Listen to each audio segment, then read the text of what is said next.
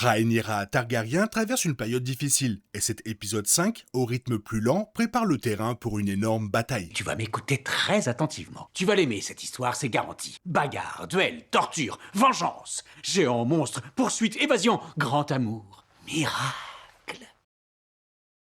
Pour commencer, Rhaenyra est constamment sur la défensive, accusant un retard considérable avec son nouvel adversaire, Ormund Hightower. La paranoïa la guette à chaque instant. Dans la scène du septuaire avec Daemon, un lieu où l'on s'attendrait le moins à trouver le prince vaurien, elle évoque un ennemi insaisissable, tapis dans l'ombre, peut-être même au cœur de Port-Réal. Certes, j'aurais préféré que cette Rhaenyra paranoïaque laisse place à la rage plutôt qu'à la peur, à l'instar de son homologue du livre, mais il semble que les créateurs de la série tiennent à rester fidèles à cette facette de sa personnalité. Ils se disputent en haut valérien, langue que maîtrisent à merveille Emma Darcy et Matt Smith au sujet des problèmes les plus urgents. Ce mystérieux ennemi qui massacre les manteaux d'or, les dieux qui semblent désormais rejeter Rhaenyra, et le grand septon qui refuse de la sacrer. Tout cela est-il lié? S'agit-il d'une manifestation de la misogynie ambiante? Daemon possède toutefois ses propres convictions. Son discours au manteau d'or, où il évoque la transformation des 7 couronnes en 9 couronnes, 12, la nouvelle Valyria offre un aperçu de sa vision du monde. Une chose est sûre, notre reine ne maîtrise pas son entourage. Les réunions de son conseil restreint sont un désastre. Alicent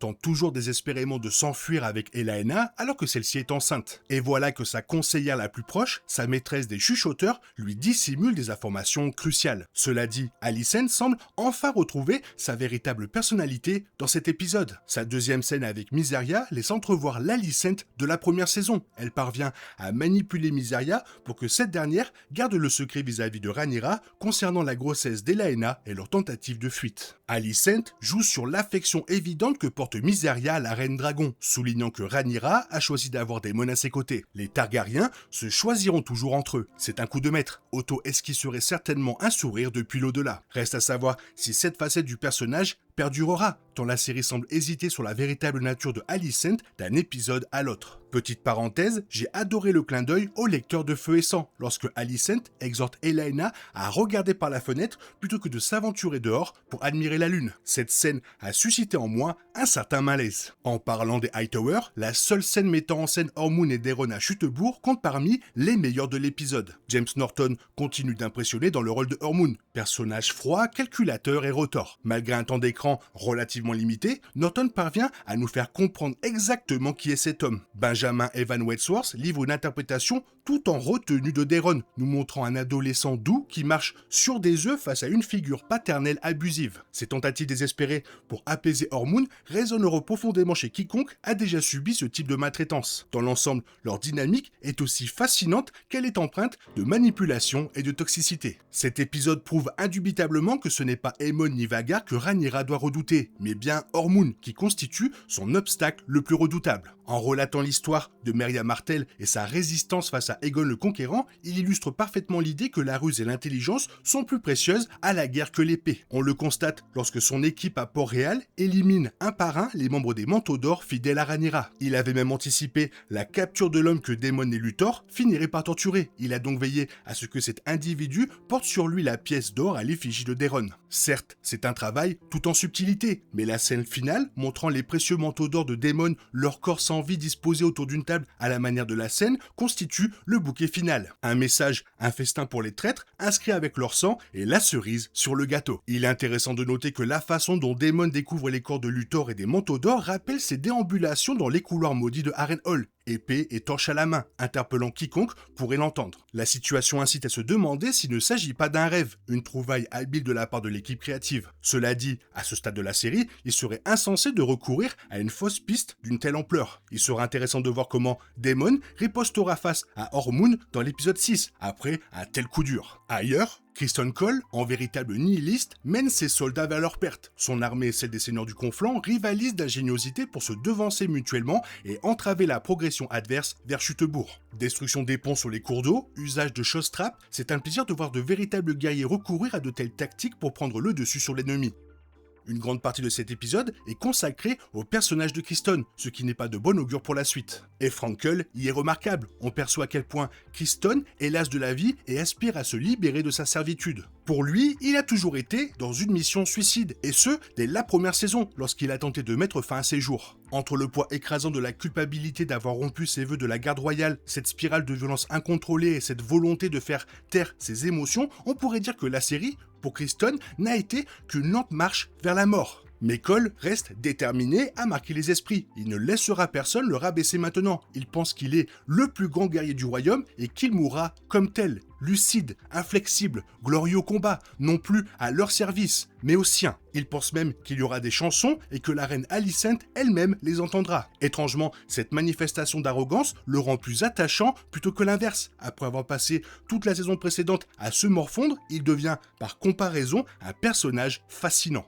Freddie Fox livre une prestation magistrale dans l'épisode en incarnant Gwen, un idéaliste qui, contrairement à Criston, incarne la chevalerie à l'état pur. C'est un véritable chevalier, à tout égard. Si les décisions de Criston finissent par ébranler peu à peu les convictions de Gwen, ce dernier, loin de céder aux monstres qui sommeillent en lui comme le fait Criston, sombre plutôt dans le désespoir. Fox excelle à traduire le moment précis où Gwen réalise que Criston a toujours eu l'intention de mener les soldats à la mort. La série réussit brillamment à dépeindre des personnages foncièrement bons dans les deux camps, et grâce à l'interprétation de Fox, on ne peut s'empêcher d'espérer que Gwen survive. Tom Glynn-Carney est l'autre atout majeur. Il ne déçoit jamais dans le rôle de Aegon, cet être brisé et tourmenté. Glynn-Carney parvient à merveille à exprimer la rage et l'apitoiement sur soi qui habite Aegon. On y découvre un jeune homme qui a toujours aspiré à l'affection et à l'approbation parentale qu'il n'a jamais reçue. La série affectionne les parallèles qu'elle souligne parfois avec un peu trop d'insistance à mon goût. Toutefois, les propos qu'échangent Aegon et Aemon dans l'épisode 5 sont fascinants. Aemon avoue qu'il n'est rien sans Vhagar, ce qui rend Ormond redoutable, même avec un dragon plus modeste. En présence d'Alice,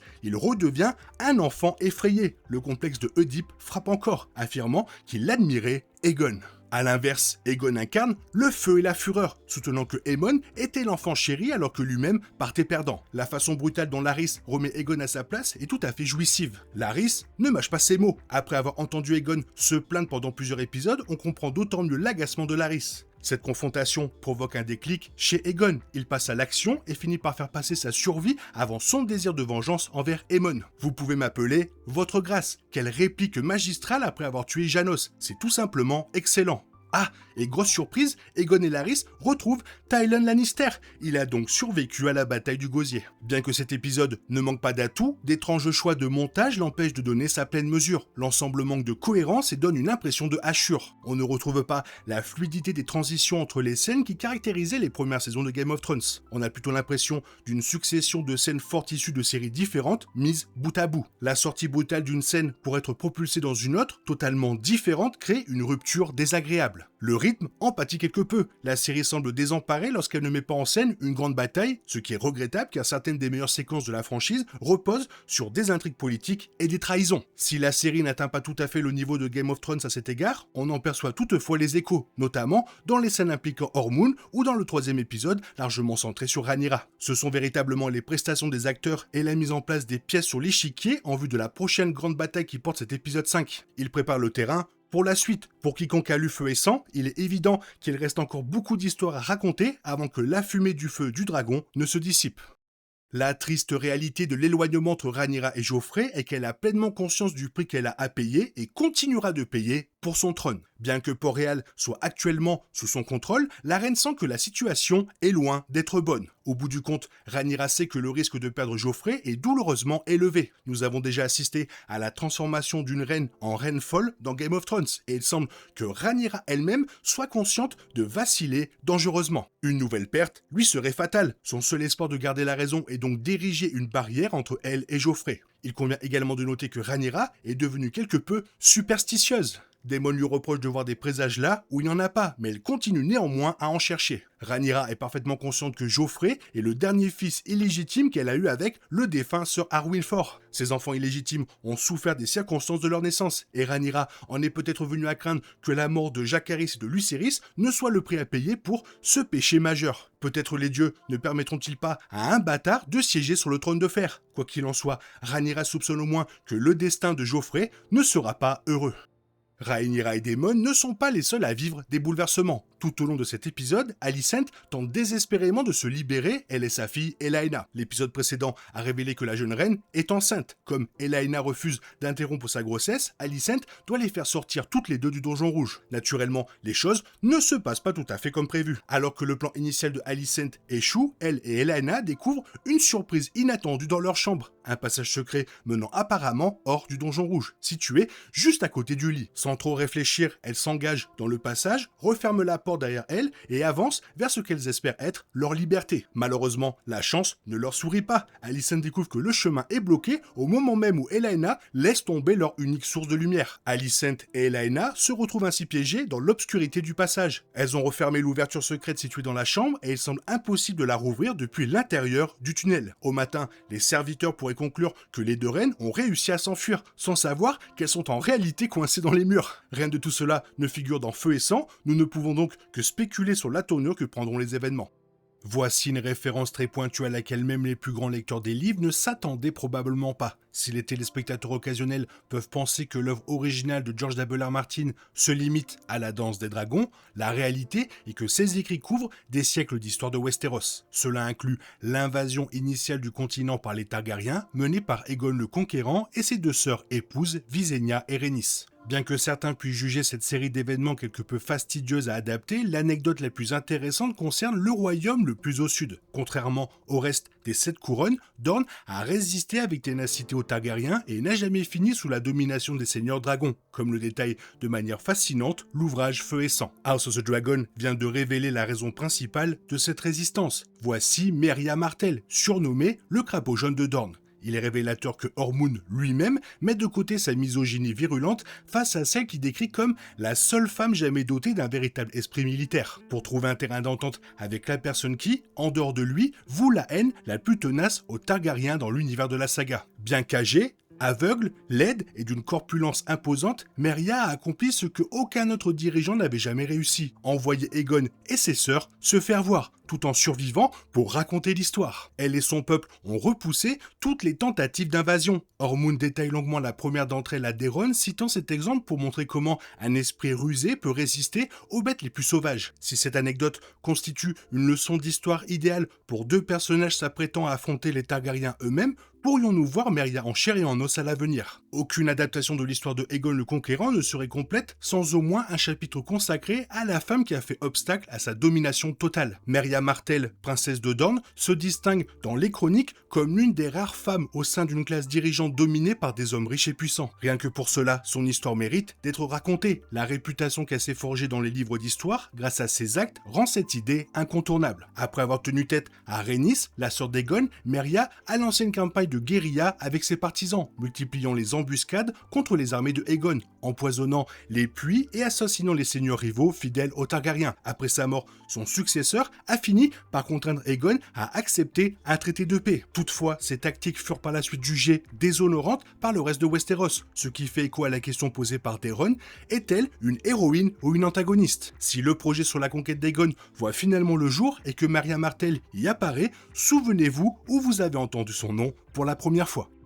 Dans les derniers instants de l'épisode, Daemon découvre 9 cadavres disposés de manière macabre autour d'une table. Il est rare de voir ce prince Targaryen aussi visiblement bouleversé. D'ordinaire inébranlable, Daemon reste sans voix face à ses membres du guet dont les propres intestins ont été servis dans des assiettes devant eux. Le cadavre central est celui du Lord Commandant Sir Luthor l'Argent. Au-dessus de sa tête figurent les mots « Un festin pour les traîtres ». Daemon ignore encore qu'il s'en prend ainsi à ses hommes du guet, mais l'épisode 5 a déjà révélé la situation. Il s'agit de l'œuvre de Ormund Hightower qui multiplie les efforts pour affaiblir le règne de Rhaenyra et de passer sur le trône de fer le plus jeune demi-frère de celle-ci, Daeron Targaryen, en tant que souverain symbolique aux couleurs des Hightower. Si les détails précis du plan et de l'influence de Ormund restent flous, il est avéré qu'il dispose d'agents en ville avec lesquels il communique en permanence. Le message de Ormund, un festin pour les traîtres, fait directement référence à la décision du guet de se retourner contre les Verts et d'accueillir Rhaenyra Targaryen au Donjon Rouge. C'est grâce à ces hommes, et notamment à Sir Luthor, que la garde royale d'Aegon a été contrainte de déposer les armes. Ormund a ainsi officiellement pris sa revanche. Rhaenyra et Daemon comprendront forcément qu'il s'agit d'un acte perpétré par les Verts. Le plan de Ormund est assez astucieux, car tout en se vengeant, il pousse Rhaenyra et Daemon à agir et le seul moyen de le faire est d'attaquer Chutebourg. Et ce sera une énorme erreur de le faire sur le dos des dragons. Rhaenyra s'est battue sans relâche et a sacrifié presque tout ce qu'elle aimait pour le trône de fer, mais elle est condamnée à le perdre après seulement quelques mois de règne. C'est tragique, mais Feu et Sang suggère que l'éviction de Rhaenyra du trône est de son propre fait. Dans l'histoire du livre, la paranoïa et le désespoir de la reine la poussent à maltraiter les petites gens, ce qui lui coûte la couronne. Jusqu'à présent, la version proposée par la série présente des implications bien différentes. Dans cet épisode, Rhaenyra craint que ses ennemis ne la traquent depuis l'ombre, une force malveillante guettant chacun de ses mouvements. Bien que Daemon balaie ses inquiétudes d'un revers de main, soulignant que ses attaques sont des représailles aux ordres cruels de la reine, il n'a pas tout à fait raison. Rhaenyra a certes agi de manière inconsidérée, mais Ormond Hightower a délibérément envenimé la situation. Cela signifie que la chute de Rhaenyra ne découlera pas de sa propre folie ou de sa cruauté, mais des agissements d'autres ennemis du camp des Verts. Elle ne connaît aucun répit.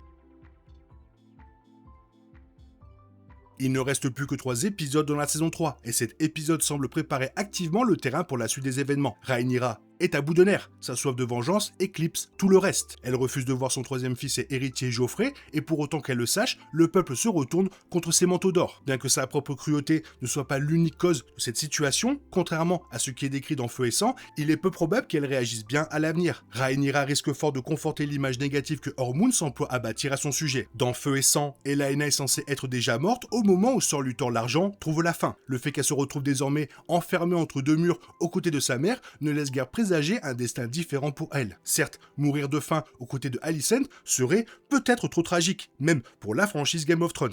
On peut toutefois supposer que cet événement jouera un rôle important. Viennent ensuite Aemond Targaryen et Criston Cole, tous deux errants, au sens propre comme au figuré, tels des aveugles perdus. Aemond a noué une amitié inattendue avec Alice Rivers, allant jusqu'à risquer sa vie pour la protéger. Il sera intéressant de voir comment cette preuve d'humanité évoluera alors que Aemond se rapproche de la fatidique bataille au-dessus de Œil-Dieu. De son côté, Criston Cole s'apprête à affronter les seigneurs du Conflant et les loups de l'hiver, de Roddy la Ruine. Il brûle d'envie de mourir en servant sa propre cause pour une fois. Mais là encore, les choses pourraient ne pas se dérouler comme il espère. Seul l'avenir nous le dira.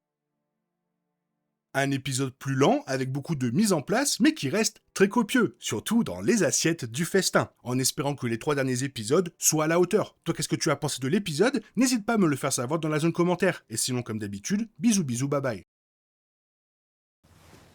T'es toujours là, toi? C'est fini. Rentre chez toi. Allez, dehors. Naï, naï, naï.